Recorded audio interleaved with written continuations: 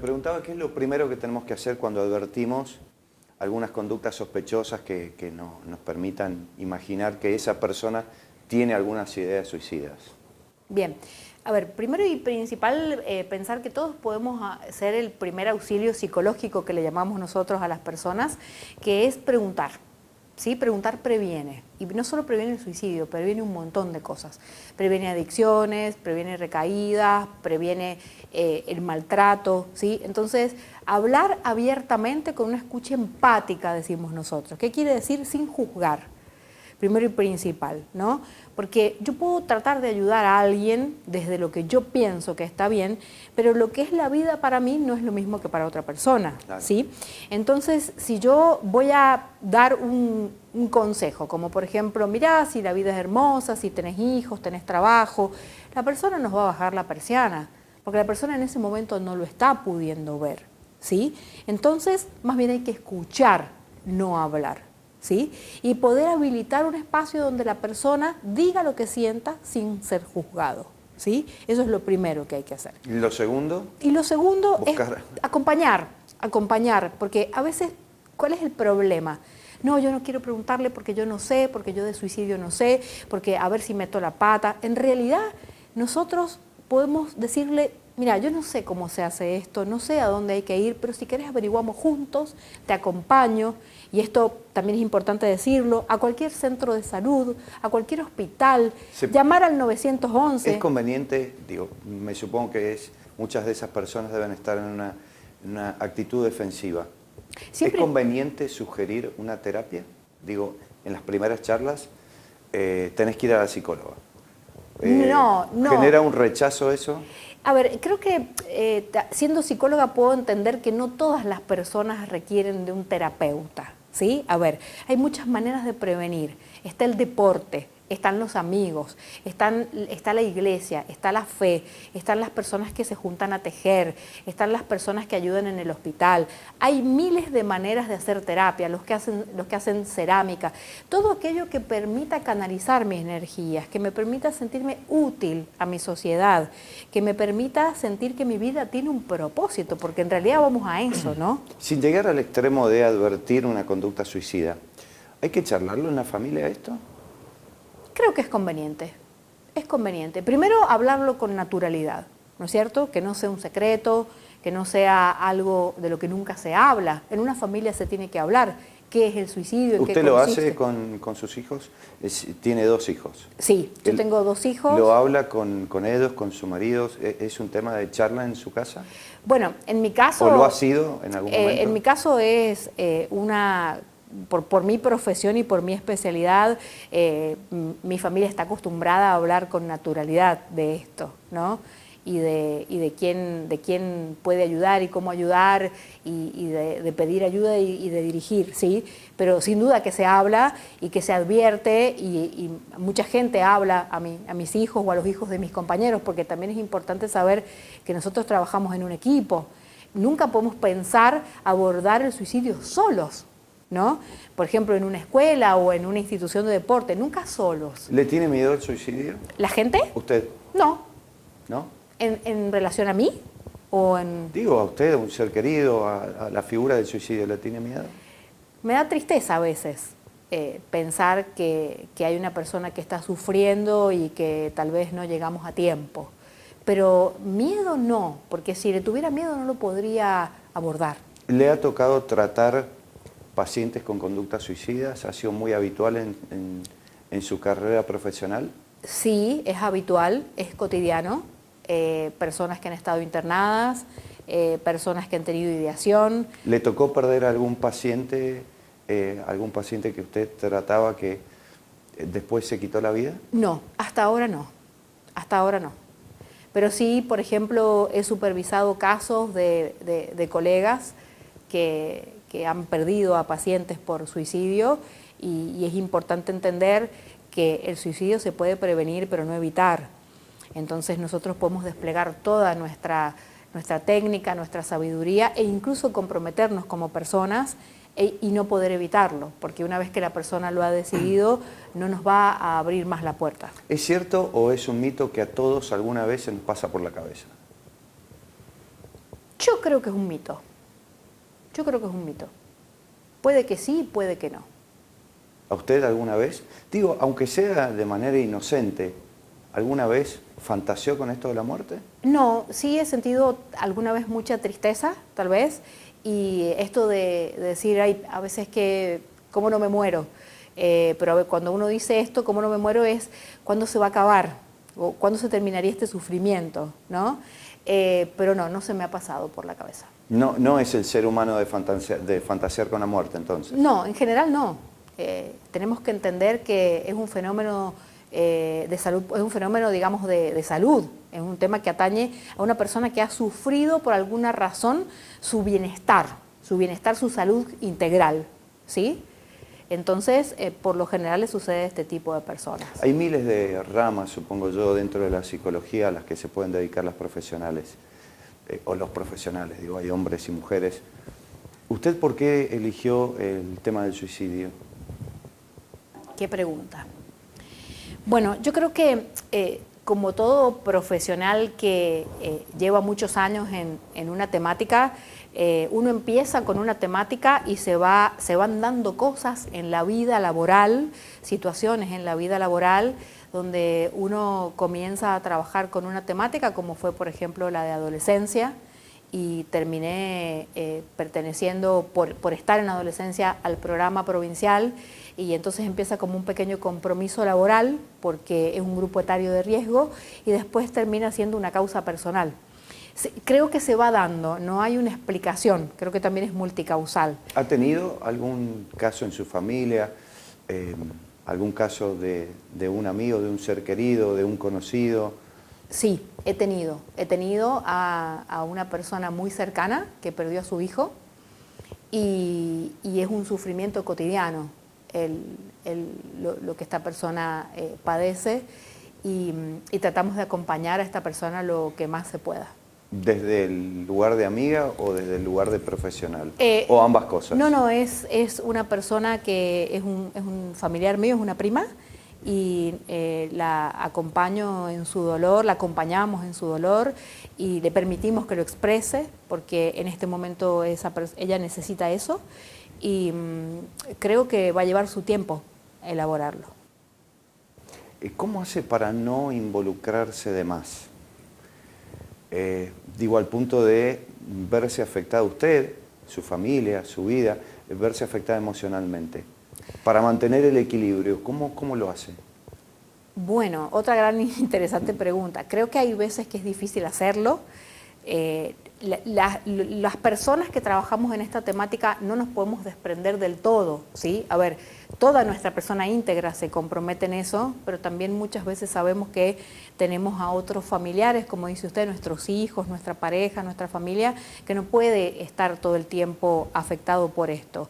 Entonces es importante saber que cuando nosotros acompañamos a una persona, también tenemos que darnos nuestros espacios personales. ¿Pero alguna vez le pasó de sentirse abrumada y de que la estaba afectando al punto de estar en un estado crítico de salud o darse cuenta que estaba llevando esta angustia, esta tristeza, este sufrimiento a su casa? ¿Alguna vez le pasó? Sí, me pasó y muchas veces uno no se da cuenta porque está sumamente comprometido con la temática y son los de afuera los que nos muestran que estamos afectados por ese tema, o nuestros propios compañeros también. Esto es muy importante. Vuelvo a lo mismo, siempre hay que trabajarlo en equipo. Entonces, cuando alguien del equipo ve que uno está trastabillando, que se está comprometiendo emocionalmente, hay que salir al cruce para ayudarlo. ¿Hace terapia psicológica? Sí. ¿En forma cotidiana, permanente o frente a algunos casos? En realidad lo hago de una manera para acompañar mi crecimiento personal y también voy como una paciente más cuando tengo algún problema de pareja o con mi familia o laboral. ¿Sí? A ver, en esto tenemos que tratar de ser personas como cualquier otra. No somos diferentes a otras personas y tenemos las mismas problemáticas que todos. Entonces las temáticas que yo llevo en mi terapia son esas. ¿Qué desafíos éticos enfrentan los profesionales que se dedican a este tema a la hora de abordar estos temas? Muy importante, muy interesante su pregunta. Uno de los desafíos más importantes es la confidencialidad del paciente, ¿sí? Esto debe ser consignado en la historia clínica, de que no se van a revelar los datos personales de este paciente. Y, por supuesto, asegurar un contrato, que obviamente no es un contrato como el de un alquiler, sino un contrato terapéutico, una alianza terapéutica, donde vamos a acordar que si yo observo que tu vida está en riesgo y que vos no estás cumpliendo con los objetivos que nosotros estamos pautando, yo voy a romper el secreto profesional.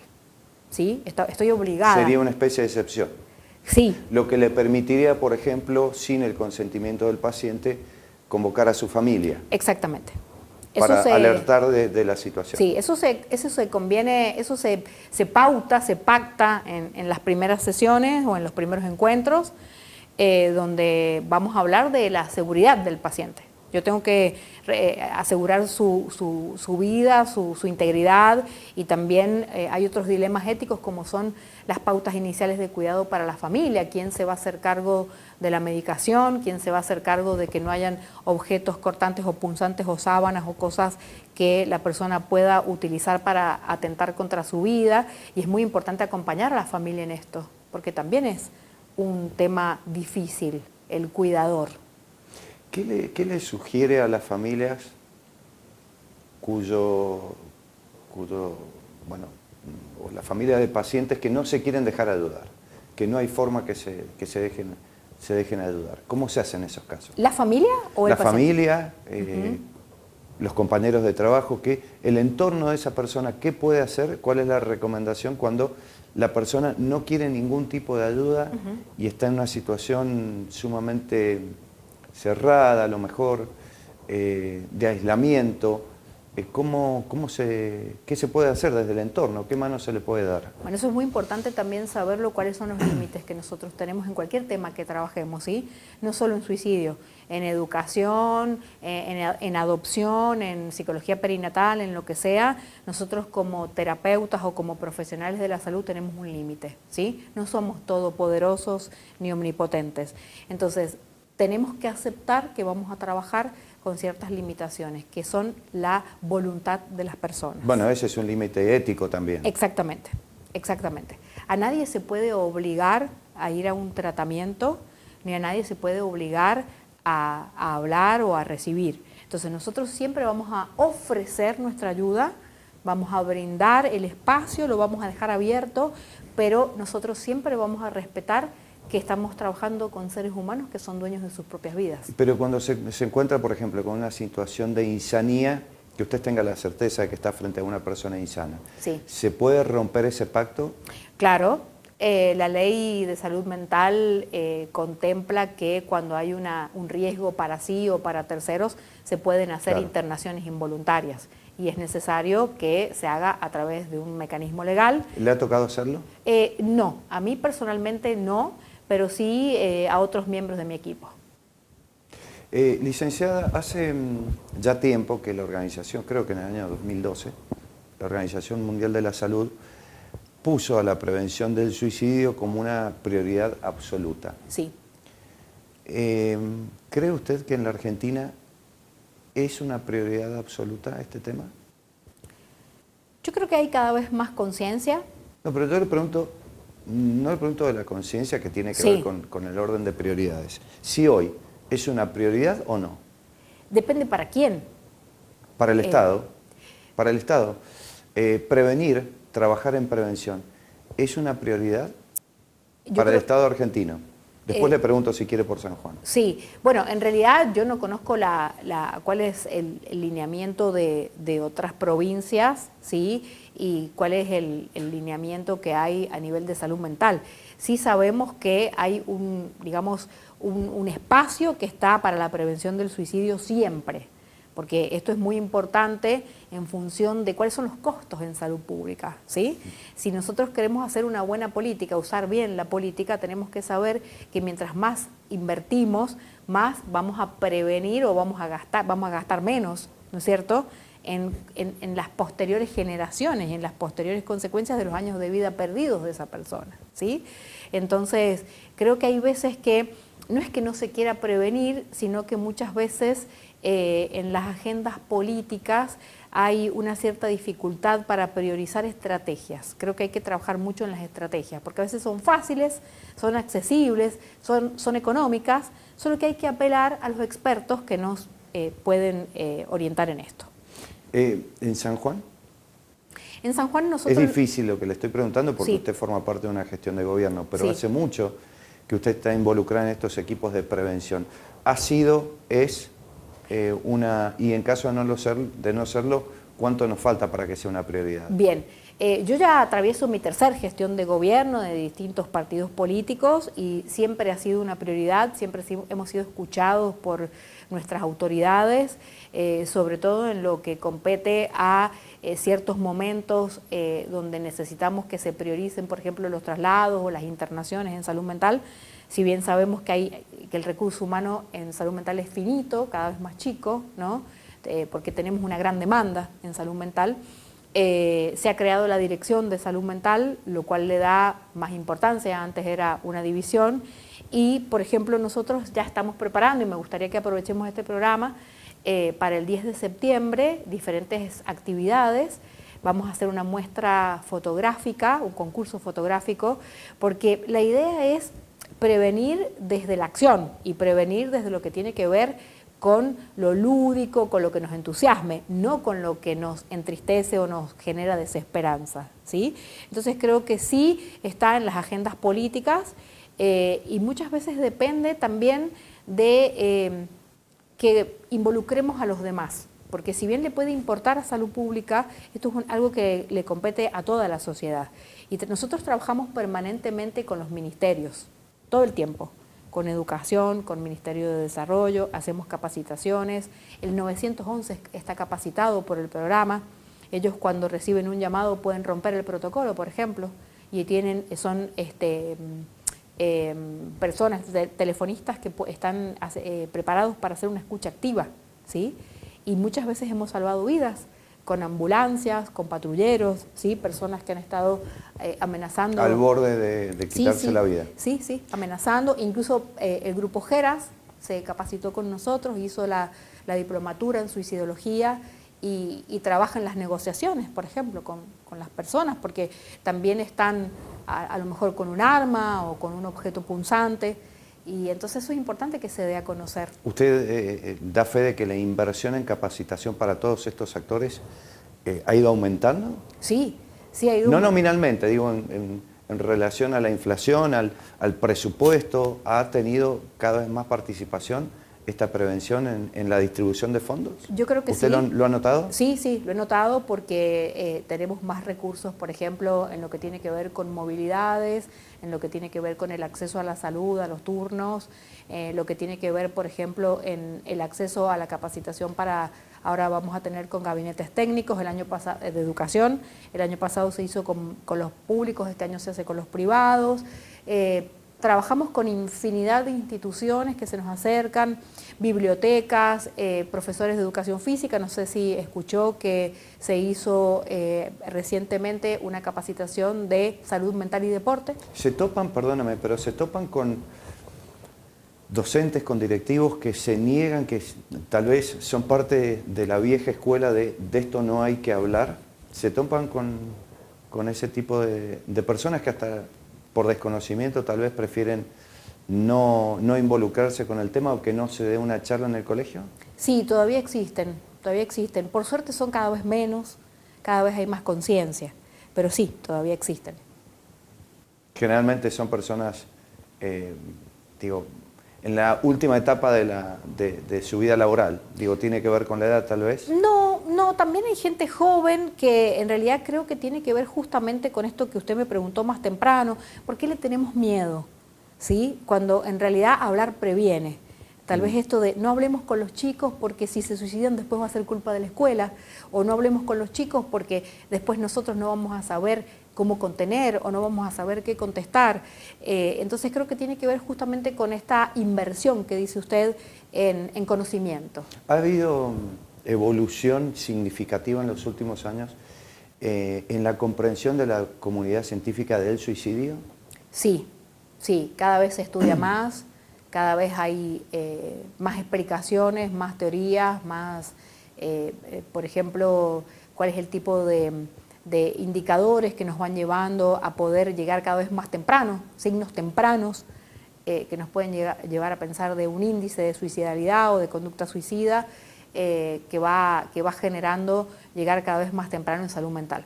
Le pregunto, ya estoy dirigido más que nada a los profesionales, pero digo, con la experiencia que usted tiene, ¿cuál es el enfoque terapéutico que hasta el momento ha demostrado mayor eficacia a la hora de trabajar en esto, de evitar suicidios? Bueno, le mentiría si le dijera que hay uno, porque en realidad lo que más importa es el involucramiento del terapeuta. Cualquier técnica, si tiene un terapeuta comprometido, que está dispuesto a dar todo por su paciente y a escucharlo, sería injusta si le dijera cuál es la que mejor funciona. ¿Han detectado han detectado una baja en la edad de personas con ideas suicidas? Sí, hemos detectado una baja. Lo que sí, por suerte, no han sido consumados. ¿De qué edad? Bueno, que los niños no se suicidan es un mito también, ¿no es cierto? Los niños sí se suicidan, se han reportado, no en los últimos años, pero han habido casos de 8, 10, 12 años. 12 años ya es un adolescente. Pero sí comienza ya una idea acerca de la muerte a partir de los 7, 8 años y ha bajado la edad de ideación. Hace poquito me contaban que han detectado en una escuela primaria un caso de un nene de 7 años. Sí. Ya con ideas suicidas. Sí. Es muy loco, digo, para una persona que no conoce este tema como yo, la verdad que me dio pánico, miedo, no sé cómo llamarlo. Cuando estudiamos la población infanto-juvenil y cuáles son a veces los trastornos de salud mental, por ejemplo, en relación al duelo o en relación al fracaso académico, podemos observar en los chicos, ¿sí? Que, por ejemplo, las pérdidas tempranas de un chico, la muerte de un papá, de un abuelo, de una mamá, suelen generar en los chicos estas ideaciones. ¿Hay algún elemento social, si se quiere, que les haga temer que casos en niños de esta edad, de 7, 8 años, pueden ser cada vez más comunes? ¿Hay algo que le haga temer a usted mirando hacia adelante? Yo creo que desde salud estamos enfocados en la prevención, sobre todo de la adicción a las pantallas, del poco tiempo que pasamos con nuestros hijos, de los adultos. Estamos a veces muy enredados en lo que tiene que ver con nuestras problemáticas y no hay conversaciones profundas o no hay conversaciones acerca de lo que usted me preguntaba más temprano.